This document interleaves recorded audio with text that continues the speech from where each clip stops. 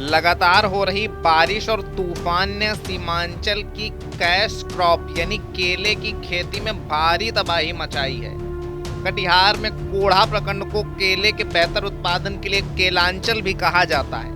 लगभग 500 एकड़ में यहाँ केले की खेती की जाती है। ऐसे में किसान सावन में अच्छे मुनाफे की उम्मीद कर रहे थे। हालांकि तूफान और बारिश ने उनके सपनों पर पानी फेर दिया। किसान सरकार से मुआवजे की मांग कर रहे हैं। सुनिए किसानों का दर्द। परेशानी है, लगभग 1:30 बजे दिन में चक्रवाती आंधी आई है, इसलिए जो है सारा केला गिर गया। हम लोग बहुत मेहनत किए, बहुत पैसा लगाए केला में, इसलिए कि कुछ पैसा हम लोग का होता, लेकिन ये आंधी ने पूरा चौपट कर दिया।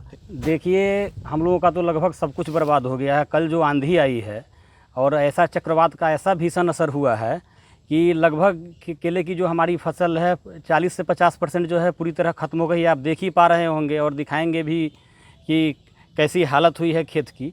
लगभग 40 से 50% हमारी जो है फसल जो पौधे लगे हुए थे, जिसमें फल तैयार थे, जो 10-15 दिन 20 दिन में 1 महीने में वो फल तैयार होकर मार्केट में बिक जाते, वो सारे जो है सो गिर गए हैं। अब उनकी कोई कीमत नहीं है। खेती कितना एकड़ में होता है लगभग? सर, कोढ़ा प्रखंड में तो 500 से 600 एकड़ में जो है केले की खेती होती है। यहाँ तो कटिहार जिले में सबसे ज़्यादा खेती अगर होती है तो कोढ़ा प्रखंड में होती है। अच्छा, ये सीमांचल का इस इलाके को केलांचल का सावन में बड़े पैमाने केला बाजार में जाता है, क्या असर होगा इसका?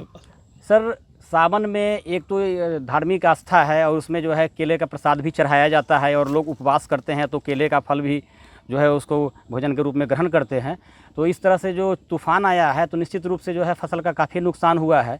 तो निश्चित रूप से जो है मार्केट में जो है इसकी कीमत जो है सो निश्चित रूप से आगे जो है सो हो सकती है कि बढ़े। क्या उम्मीद कर रहे हैं, विभाग से क्या उम्मीद करें? जी, हम लोग ये कृषि विभाग और जो आपदा प्रबंधन विभाग है और माननीय मुख्यमंत्री जी और यहाँ के जो डीएम साहब हैं, उनसे यही उम्मीद करेंगे कि जो किसानों को जो है हम लोगों को जो है उचित मुआवजा जो है दिलवाने का जो है सो कृपा किया जाए।